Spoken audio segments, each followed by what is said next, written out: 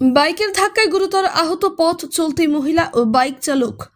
এই ঘটনার জেরে চাঞ্চল্য ছড়ায় বুধবার রাতে কালিয়াগঞ্জ শহরের সুকান্ত মোড় সংলগ্ন এলাকায় রায়গঞ্জ বালুরঘাট রাজ্য সড়কের ওপরে।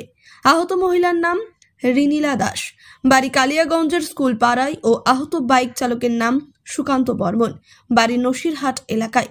স্থানীয় ব্যবসায়ীরা জানান, এদিন রাতে যখন ছিপছিপ বৃষ্টি পড়ছিল সে সময় বাইকের চালক নিয়ন্ত্রণ হারিয়ে রাজ্য সড়কের ধার দিয়ে যাওয়া রিনিলা দাস নামে মহিলাকে প্রথমে ধাক্কা মারে। এরপর রাতের পাশে দাঁড়িয়ে থাকা একটি গাড়িতে গিয়ে ধাক্কা মারলে রাস্তায় উল্টে পড়ে যায় যুবক। তড়িঘড়ি স্থানীয় মানুষের দুজনকে উদ্ধার করে কালিয়াগঞ্জ স্টেট জেনারেল হাসপাতালে পাঠায়। ঘটনার খবর পেয়ে ছুটে আসে কালিয়াগঞ্জ থানার পুলিশ। এই পথ দুর্ঘটনার জেরে কিছুটা সময় রাজ্য সড়কে যানজট হয়।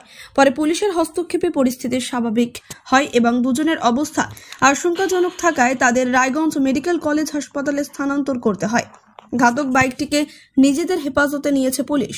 স্থানীয় মানুষের ধারণা, ছিপছিপ বৃষ্টি হবার কারণেই বাইক চালক যুবক নিয়ন্ত্রণ করতে না পারায় এই পথ দুর্ঘটনা। বেরিয়ে দেখলাম যে একটা ছোট হাতি দাঁড়িয়ে আছে, ইলেকট্রিক অফিসার, আর একটা ছেলে এসে বাইক দিয়ে পিছনে মেরে মারলো এবং সে পড়ে গেল।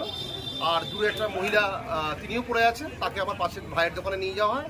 আর যে ছেলেটা বাইকে ছিল তাকে টোটো করে হসপিটালে পাঠানো হয়। দুজনই আহত? হ্যাঁ, দুজনই আহত। ছেলেটার হেলমেটের জন্য ছেলেটা হয়তো বেশি গুরুতর নয়, যে ভদ্রমহিলাকে লেগেছে তার পা গুরুতরভাবে জখম হয়েছে। কি কারণে মনে হয় হলো এই ঘটনা? আমার মনে হয় বৃষ্টি তো একটা বড় এফেক্ট, প্লাস ভারসাম্য হারিয়ে ফেলে, বাইকের ভারসাম্য হারানোর ফলে দুটো